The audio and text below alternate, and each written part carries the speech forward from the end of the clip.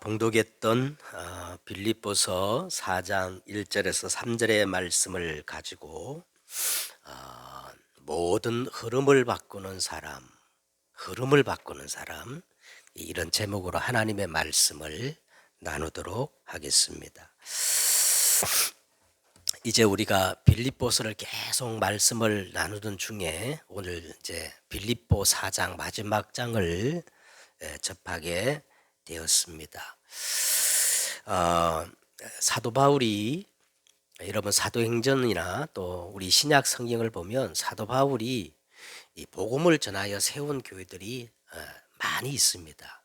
그 많은 교회들 중에 특별히 오늘 이 빌립보 교회는 바울에게 아주 각별한 그런 교회였던 것 같아요. 왜냐하면 여러분 우리가 빌립보서 1장을 다 이제 말씀을 나누었는데 1장에 보시면 오늘 이제 4장 1절에도 이렇게 시작합니다. 어떻게 시작합니까? 나의 사랑하고 사모하는 형제들, 나의 기쁨이요 멸류관인 사랑하는 자들아.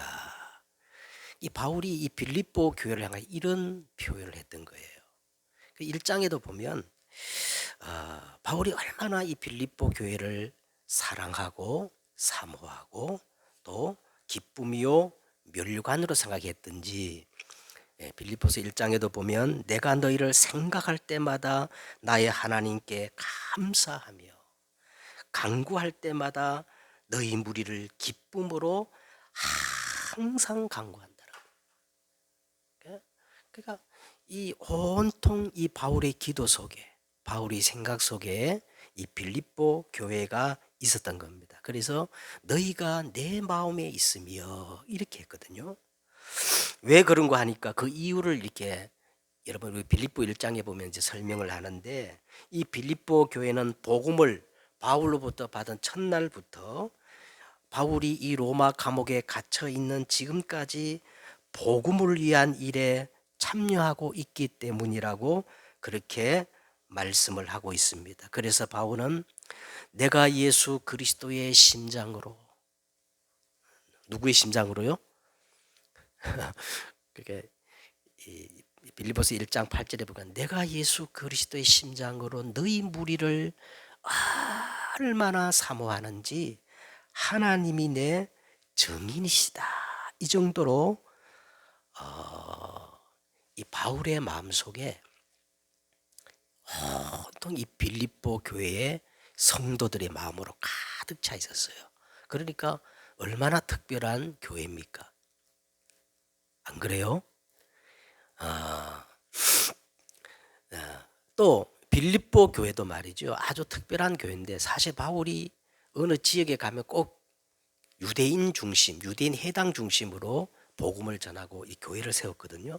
그런데 이 빌립보 지역만큼은 유대인 중심이 아니라 온전히 이방인 중심으로 교회를 세웠는데 이 빌립보 교회도 말이죠. 복음을 받고 난 다음부터 바울이 순교할 때까지 끝까지 성경금을 보내고 바울을 도왔던 그런 교회였던 겁니다. 그래서 이 빌립보서의 특징이 하나 있는데 다른 바울 서신 14권을 보면 바울이 이 서신 쓸 때마다 그 서두에 항상 예수 그리스도의 종 사도된 바울은 이 사도권을 강조했거든요. 왜? 이 바울이 사도라는 여기에 자꾸 이의를 제기하는 그런 경향이 있었기 때문에 사도권에 대한 강력한 언급을 했는데 이 빌립보에서만 바울이 사도권에 대한 그 강조가 그 언급이 없어요. 그만큼 이 빌립보 교회와 사도 바울은 아주 전폭적으로 신뢰의 관계에 있었던 것을 우리는 알 수가 있습니다.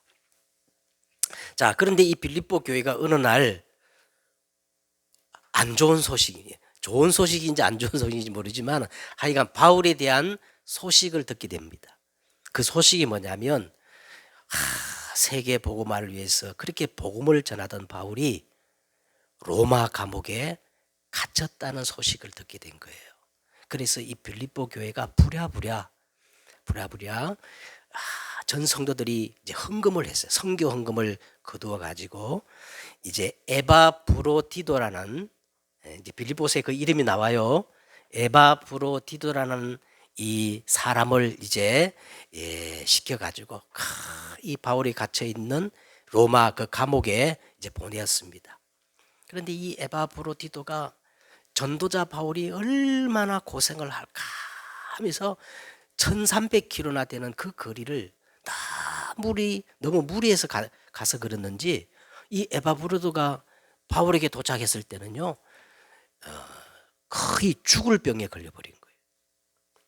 그래서 바울이 이제 오늘 본문에 보니까 바울이 에바브로디도를 위해서 간절히 기도했는데 하나님께서 응답하셨던지 이 에바브로디도가 기적처럼 치유함을 받은 겁니다. 그리고 이 에바브로디도 편에 소상히 빌립보 교회의 소식을 이제 바울이 접하게 되었어요. 에바브로디도 편에서 바울이 들은 이 빌립보 교회의 지금 상황이 어떤 상황이냐 하면 안팎으로 지금 빌립보 교회가 어려운 상황에 처해 있다는 겁니다.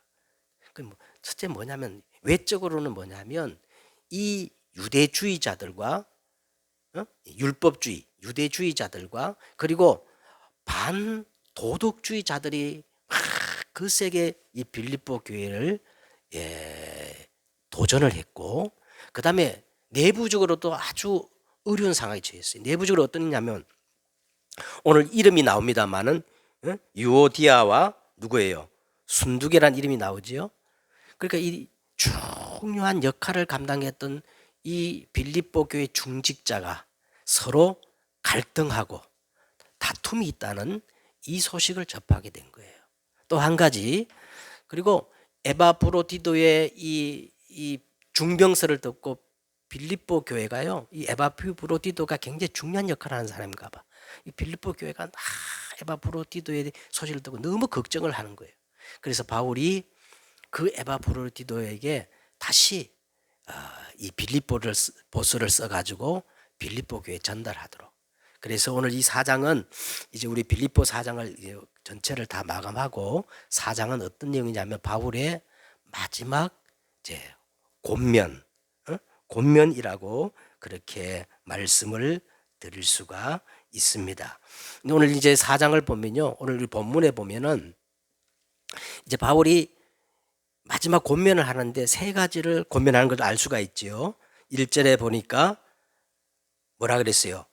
주 안에 서라 그랬고 2절에는 주 안에서 같은 마음을 품어라 그랬고 3절에는 뭐에 그랬어요? 이 복음의 동력자들을 힘써 도우라. 이 세 가지 권면을 하는 것을 우리가 볼 수가 있습니다.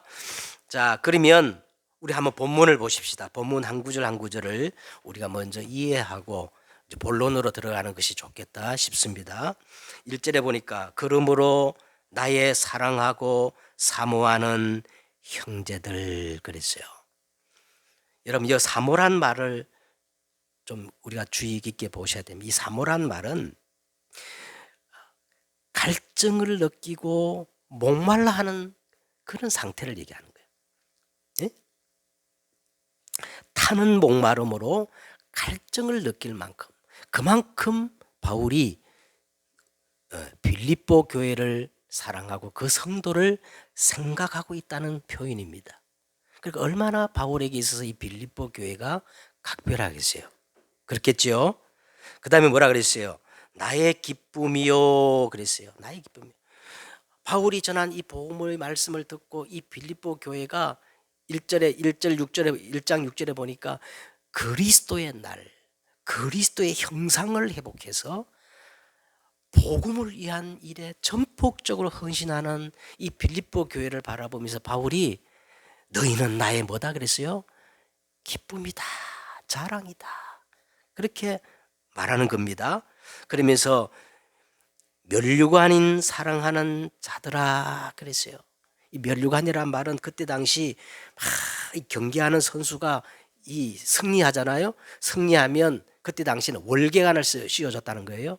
이 승리의 면류관을 씌워줬는데 너희는 나의 승리의 면류관이다. 그렇게 바울이 표현하는 겁니다. 그러면서 이와 같이 어디에 서라 그랬어요? 주 안에 서라. 이 말은 서라 이 말은요, 원어적으로 보면은 군사 용어입니다. 명령이에요, 명령. 그러면 군사 용어인데 어떤 얘기냐면 서로 이렇게 합심해 가지고 스크럼을 짜 가지고 적의 이 공격에 대비를 하는 거예요. 무슨 말인지 알겠죠? 혼자 무장을 하는 게 아니라 연합해 가지고 스크럼을 짜 가지고 적의 공격에 대항을 하는 그런 용어란 말이죠. 그래서 이와 같이 주 안에 서라. 그리고 그런 겁니다. 그 다음에 2절을 보십시다. 내가 유아디아를 권하고 순두개를 권하노니 그랬어요. 자, 여러분 이 빌립보 교회는 어떻게 시작됐냐면 사도행전 16장에 보면은 마게도냐 첫성 유럽 최초로 이렇게 세워진 교회인데 루디아 지방에서 장사하러 온 자주장사 어떤 한 여인으로부터 이 빌립보 교회가 시작됐거든요. 그래서 이 빌립보 교회 특징이 뭐냐면 남자의 영향력보다 여자들의 영향력이 더 강했던 것 같아요. 그런데 오늘 이 이름이 나오는데 유오디아란 이름이라는 말은요, 우리가 지난주에 말씀을 나눈 것처럼 순례자라는 의미가 있습니다. 유오디아라는 말은 순례자, 나그네라는 의미가 있고, 그 다음에 또 누가 나옵니까? 순두개란 순두부가 아니고 순두개라는 사람이 나오는데 이 사람은 좀 이렇게 좀 그 이름 자체가 좀 부정적이에요. 사고를 치다, 우발적이다. 그래서 어떤 성경학자는 이 유오디아가 누디아에서 온 그 자주장사 그 사람의 본명이 아닌가 그렇게 주장하는 사람도 있는데 확실치는 않아요. 증거가 없으니까. 근데 중요한 거는 오늘 유오디아라는 사람은 순례자, 좀 긍정적인 이름인 반면에 순두개는 사고를 치다, 우발적이다 이런 걸 보면 뉘앙스를 보면 아마 이 빌립보 교회의 갈등을 조장했던 사람이 순두개가 아닐까 그렇게 추측을 제 생각입니다. 그렇게 생각이 듭니다. 자, 근데 오늘 보세요. 오늘 1절은 주 안에 서라 바울이 일반적인 권면이지만은 2절에서는 아주 개인적인 이름을 대면서 권하고 권하노니 구체적인 이 권면을 하고 있는 것을 봅니다.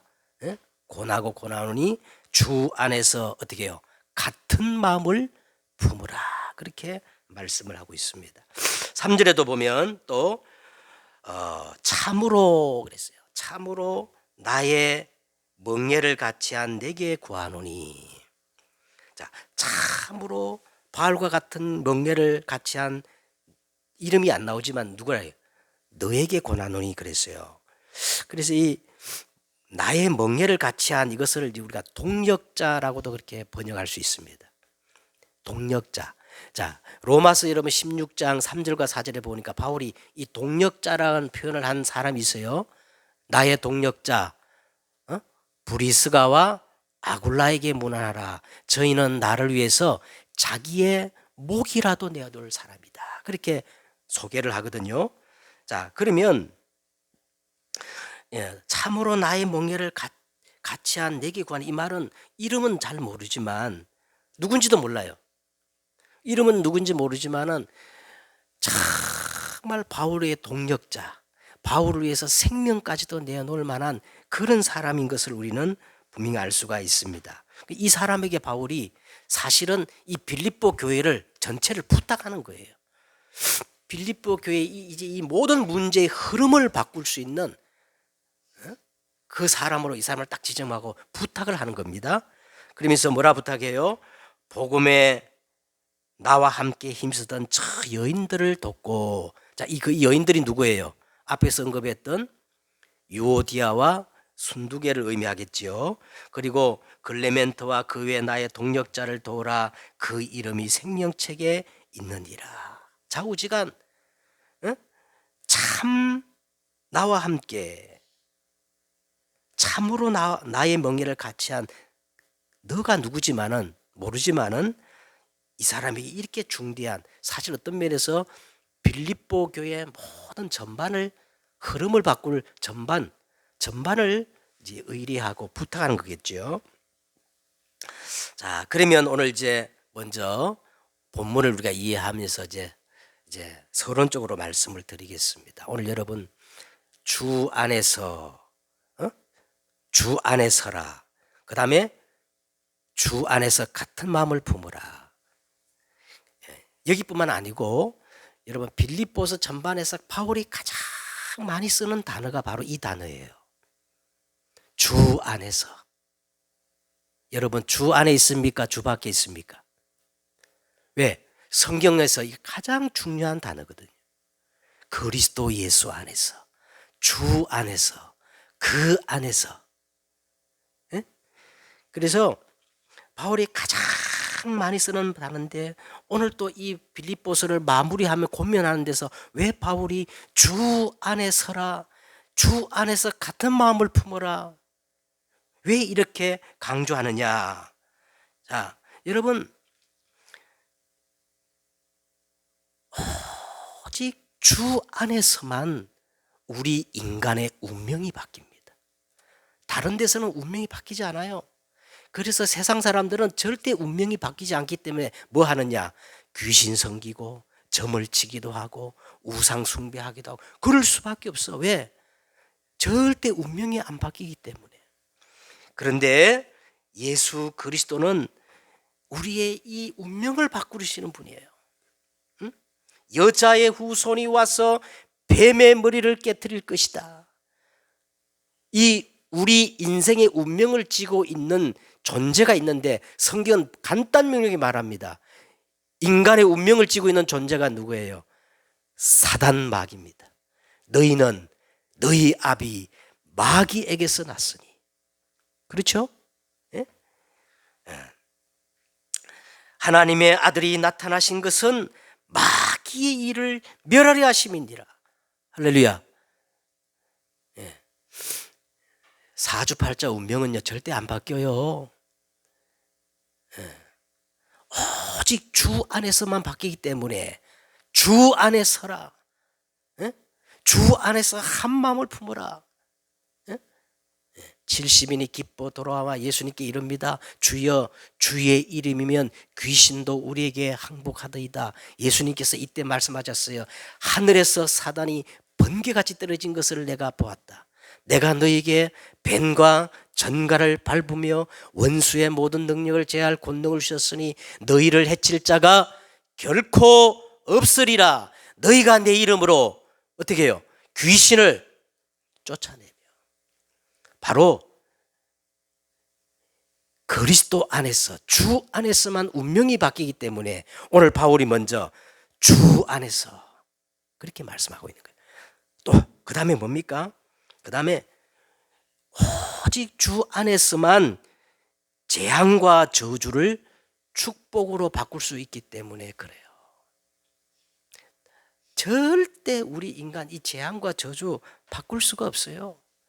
오직 예수 그리스도 안에서만 재앙과 저주를 축복으로 바꿀 수 있는 겁니다. 출애굽기 12장 13절에 보니까 내가 애굽 땅을 칠 때 그 피가 너의 집에 있어서 너희를 위하여 표적이 될지라. 내가 피를 볼 때에 넘어가리니 재앙이 너에게 내려서 너희를 멸하지 아니하리라. 로마서 8장 1절에 이렇게 되어 있습니다. 그러므로 이제 그리스도 예수 안에 있는 자에게는 결코 정죄함이 없나니 그리스도 예수 안에 있는 생명의 성령의 법이 죄와 사망의 법에서 너를 어떻게 해요? 해방하이나니라. 오직 그리스도 예수 안에서 이 재앙과 저주가 축복으로 바뀌는 거예요. 우리는요 죄 때문에 다 재앙과 저주 속에 살다가 심판받고 지옥 갈 수밖에 없는 존재예요. 그런데 예수 그리스도가 갈보리 십자가에서 내가 다 이뤘다, 우리의 이 죄 담당하시고 재앙과 저주를 축복으로 바뀐 줄 믿으시기를 바랍니다. 그 다음에 왜 주 안에 쓰냐 하면, 주 안에서, 오직 그리스도 안에서만 지옥 배경이 천국 배경으로 바뀝니다. 여러분, 세상 부러워하지 마세요. 세상 사람들이 지금 막 잘 사는 것 같고 대단한 것 같고 말이죠. 그런데 그 배경이 뭔지 아세요? 지옥 배경입니다. 행복이 없어요. 다 속이는 거예요. 포장하는 거예요. 위장하는 거예요. 변장하는 거예요. 바벨탑이에요. 네. 바벨탑입니다. 왜? 아무리 성공하고 아무리 대단하고 아무리 착하고 모든 것을 가지고 있어도 무슨 배경이야? 지옥 배경이에요. 이 지옥 배경을 천국 배경으로 바꿔야 합니다. 그래서 우리 지난주 시간에 빌립보서 3장 19절에 보세요. 그들의 마침은 멸망이요 그들의 신은 배요 그 영광은 그들의 부끄러움에 있고 땅의 일을 생각하는지라. 그러나 우리는 어때요? 그러나 우리의 시민권은 하늘에 있는지라. 거기로부터 구원하는 자 곧 주 예수 그리스도를 기다리노니 그는 만물을 자기에게 복종하게 하신 자의 역사로 우리 낮은 몸을 자기 영광의 몸의 형체와 같이 어떻게 해요? 변하게 하시리라. 이 말은요, 지옥 배경을 천국 배경으로 바꾸시는 분이란 말이에요. 우리의 배경은 천국입니다. 예? 그래가지고 이 세 가지 이유 때문에, 첫째는 뭐예요? 운명을 바꾸는, 두 번째 재앙과 저주를 축복으로 바꾸는, 지옥 배경을 천국으로 바꾸는 이 세 가지 비밀은 오직 그리스도 안에만 있기 때문에 바울이 먼저 주 안에 서라 명령입니다. 무장을 하고 스크램을 짜고 주 안에 서라. 그러면서 주 안에 한 마음을 품으라, 그렇게 강조한 겁니다. 자, 그러면서 오늘 여러분 특이하게 3절을 한번 보세요. 3절에 또 참으로 나의 멍에를 같이 한 내게 구하노니 복음에 나와 함께 힘쓰던 저 여인을 돕고 또한 글레멘트와 그 외에 나의 동역자들 도와라. 그 이름이 생명이. 자, 뭐 여기 오늘 본문에 참으로 나와 명예를 같이 한 그 사람이 누군지를 저도 알면 좋겠는데 이름이 안 나와 있어요. 그래서 이 성경학자들이 막 분분합니다. 이 사람이 아마 디모데일 것이다. 또 어떤 사람은 에바브로디도일 거다. 아니면 누가일 거다. 아니면 빌립보 교회의 어떤 감독일 거다. 아니면 루디아가 아닐까. 어떤 사람은 유오디아나 이 순두기의 남편일 거다. 어떤 사람은 신라라 그렇게 말하고. 하여간 정확한 건 없어. 근데 분명한 것은 바울이 이 빌립보 교회의 모든 것을 부탁하고 맡길 정도로, 다시 말하면 지금 많은 문제들로 휩싸인 이 빌립보의 교회의 흐름을 바꿀 수 있는 사람이라는 거예요. 그래서 오늘 제목이 뭐예요? 좌우지간 이름이 없어도 괜찮아. 누가 안 알아줘도 괜찮아. 그러나 나 한 사람이면 충분해요. 우리는 자꾸 교회가 왜 저래? 왜 저 장로가 저래? 권사가 저래? 중직자가 저래? 상관없어요. 언제나 우리 기독교 2000년 역사를 보면 한 사람이 흐름을 바꿨어요. 마틴 루터 한 사람이 세계 역사를 바꿔버린 거예요. 그죠? 바울 한 사람으로 말미암아 이 인류 문명이 바뀌어버린 거예요. 예. 자, 이걸 보고 뭐라 그랬냐면 나의 전무후무입니다. 나의 전무후무를 찾으면 돼요. 자, 그러면 어떻게 하면 이 모든 흐름을 바꿀 수 있을까?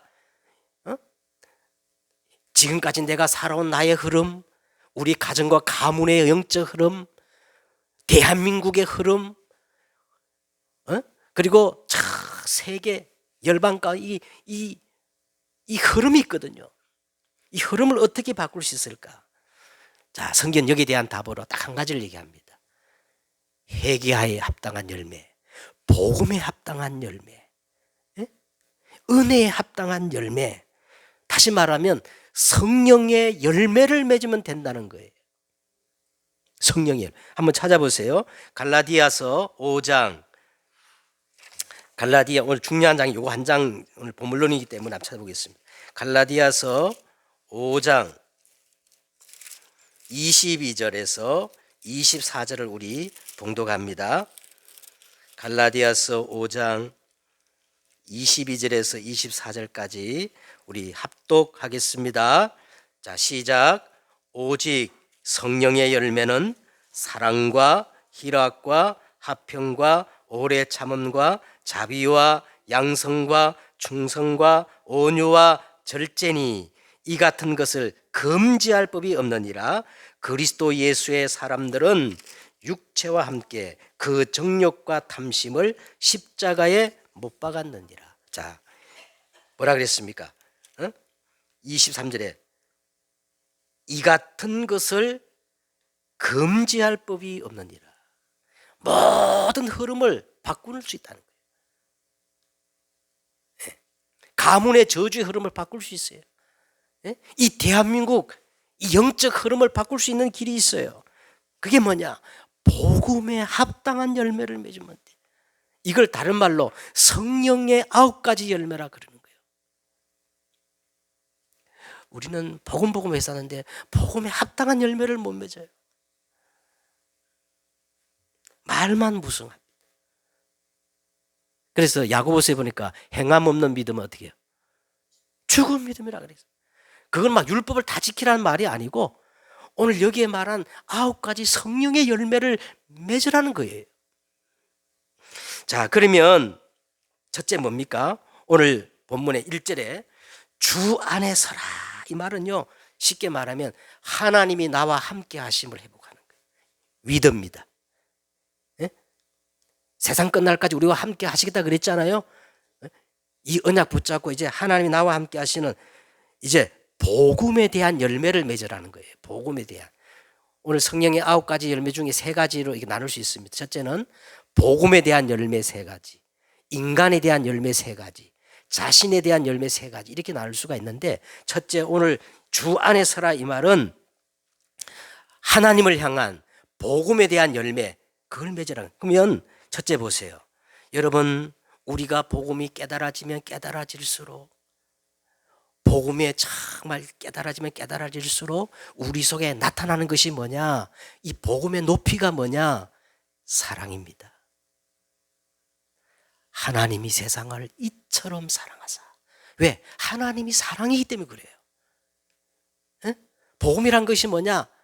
하나님이 나를 사랑하시는데 그 사랑을 확정한 것이 사랑이라 그랬거든요. 복음이라. 우리가 아직 죄인 되었을 때 그리스도께서 우리를 위하여 죽으심으로 하나님께서 우리에 대한 자기의 사랑을 확정한 것이 뭐예요? 그게 복음이거든요. 그래서 우리가 이 복음이 깨달아지면 깨달아질수록 우리에게 나타난 이 복음의 높이가 뭐예요? 정욕적인 남녀 간의 사랑이 아니고 이 무엇의 아가페 사랑입니다. 예? 묻지도 않고 따지지도 않고 조건 없는 사랑.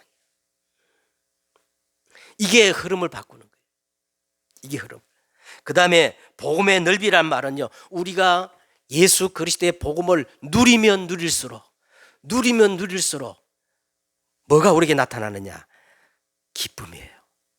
희락, 기쁨, 감사. 그래서 빌립보서에서 가장 많이 나오는 단어가 뭐냐? 이 감사입니다. 그래서 빌립보의 별명이 뭐라 그랬죠? 희락의 복음이다. 여러분 복음 누리시기 바랍니다. 무조건 감사하세요. 그 다음에 복음이 깊어지면 깊어질수록, 복음이 뿌리가 내리면 내릴수록 이 말이에요.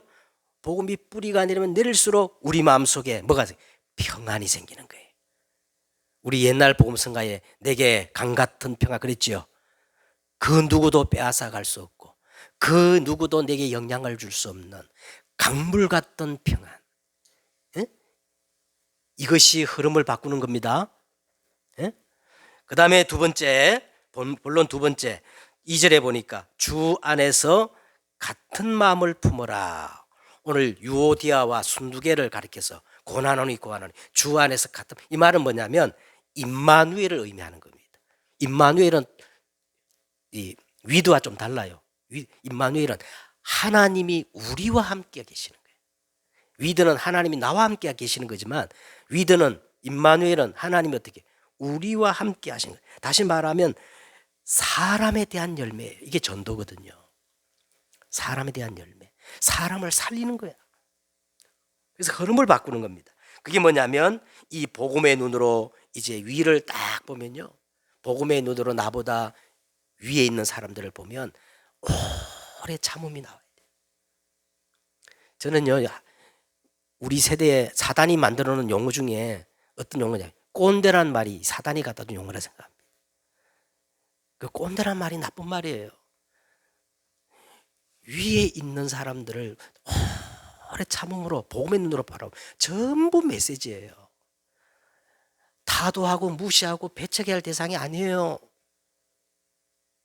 에? 자, 보세요. 복음을 가지고 위로 보면 오래 참음이, 이게 흐름을 바꾼다니까. 그 다음에 뭡니까? 복음을 가지고 나보다 아래에 있는 사람을 보면 전부 자비. 자비 아시죠? 측은지심, 이 자비. 이게 사람을 바꾸고 흐름을 바꾸는 겁니다. 그 다음에 복음을 가지고 내 주위를 바라보면 하나님이 주신, 나에게만 주신 양선이 있어. 달란트가 있어. 그걸 가지고 주위의 모든 사람들을 다 살리는 거예요. 죽이는 게 아닙니다. 에? 살리는 겁니다. 흐름을 바꿔. 마지막 세 번째, 전도자를 도우라 그랬죠. 도우라 3절에. 이게 원네스입니다. 원네스는 하나님이 나의 모든 것 위에 함께 하시는 거예요. 안 좋으면 안 좋은 것에, 잘 되면 잘 되는 것에, 기쁘면 기쁜 곳에, 슬프면 슬픈 곳에, 하나님이 사랑하는 자, 그 뜻대로 부르심을 입은 자에게는 모든 것이 합력하여 선을 이루느니라. 이게 원네스거든요. 이게 자신에 대한 열매. 자신에 대한 열매. 첫째 뭡니까? 자신에 대한 열매는 복음을 가지고 내 과거를 보면 상처가 아니에요. 여러분, 우리가 복음을 가지지 않고 다른 것을 가지고 보면 전부 상처요. 근데 복음의 눈으로 내 과거를 보면요, 내 삶에 당연한 것 하나도 없었어요. 전부 하나님의 은혜였어요. 나쁜 부모를 만난 것도 하나님의 은혜요. 참 모진 저 남편 만난 것도 하나님의 은혜요. 그렇게 돼야 흐름이 바뀝니다. 모든 것이 하나님의 은혜다. 그러면서 충성이 나오는 겁니다. 그 하나님의 은혜에 내가 어떻게 은혜에 합당한 삶을 살까? 여기서 일심, 전심, 지속, 충성이 나오거든요. 그러면서 복음을 가지고 오늘을 보면 뭐냐? 복음을 가지고 내가 오늘 어떻게 살아야 되냐? 지금 어떻게, 한 가지예요. 내가 어떻게 하면 성령 인도 받을까?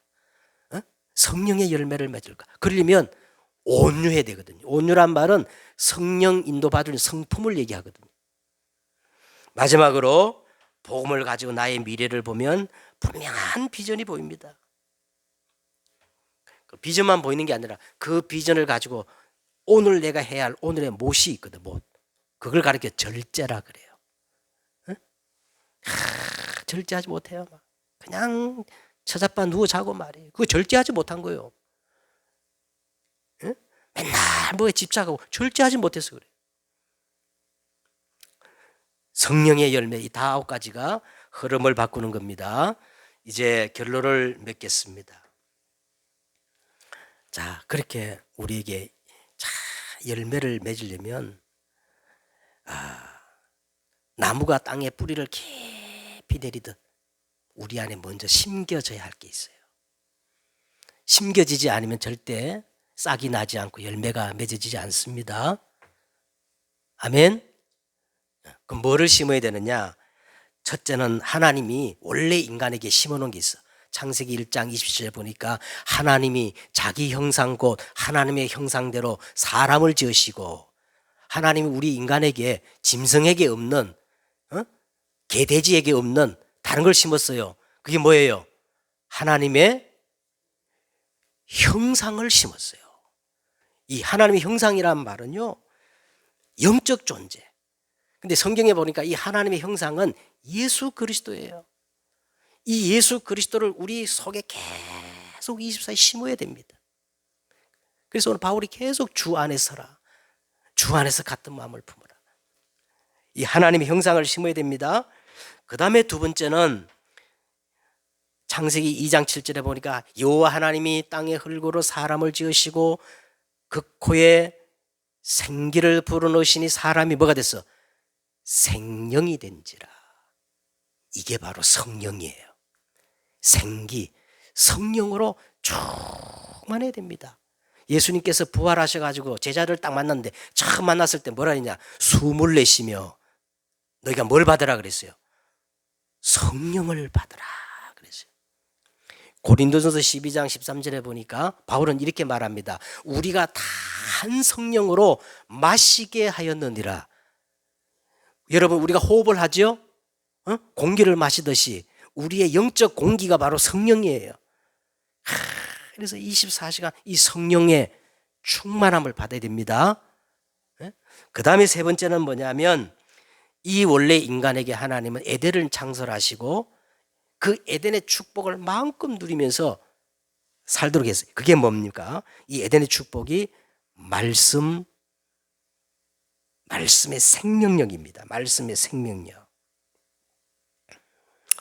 하나님의 말씀은 살았고 활력이 있어 좌우의 날선 어떤 검보다 이래하여 영과 혼과 간질과 골수를 찔러 쪼개며 사람의 마음의 생각과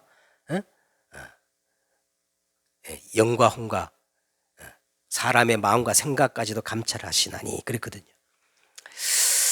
자, 여러분, 전능하신 하나님께 하나님이 못하는 게 딱 한 가지가 있어요. 그게 뭐냐 하면 여러분, 거짓말을 못하십니다. 하나님. 그래서 하나님은요, 우리가 하나님의 말씀을 확실히 붙잡고 기도하면 하나님은 꼼짝하지 못해요. 왜? 하나님은 언약의 하나님이니까. 저와 여러분 오늘 이 말씀을 잖아요. 그냥 귀로 듣지 마시고 하나님이 나에게 주신 말씀이다 하고 이걸 딱 붙잡는 걸 보고 언약을 붙잡았다 하는 거예요. 뭐를 붙잡았다? 하나님의 말씀을 뭐로 붙잡았다? 언약으로 붙잡았다는 말은 약속으로 붙잡았다. 그게 성경 말씀이 신약 구약이에요. 약속이라는 거예요. 자, 약속으로 딱 붙잡으면 하나님은 거짓말을 못하기 때문에 말씀대로 역사할 수밖에 없어. 요게 에덴의 축복이에요. 요 세 가지를 우리가 회복해야 됩니다. 첫째, 우리가 회복해야 될 게 뭐예요? 하나님의 형상을 회복해야 돼. 두 번째는 생기, 생령, 성령 충만해야 돼. 세 번째는 말씀을 언약으로 붙잡는 이 에덴의 축복을 회복하였어. 여러분, 가정의 흐름, 이 재앙과 저주의 흐름, 실패의 흐름 다 바꾸시는 여러분 되시기를 주 예수 이름으로 축원드립니다. 기도하겠습니다. 하나님, 오늘 말씀 그대로 나를 통하여 가정과 가문의 흐름이 바뀌게 하시고 우리 자녀 속의 역사는 저주와 재앙의 흐름이 바뀌어지게 하시고 이 나라의 민족 속의 역사는 저 사단의 역사의 흐름이 바뀌어지게 하옵소서. 주 예수 그리스도의 이름으로 기도드렸사옵나이다. 아멘.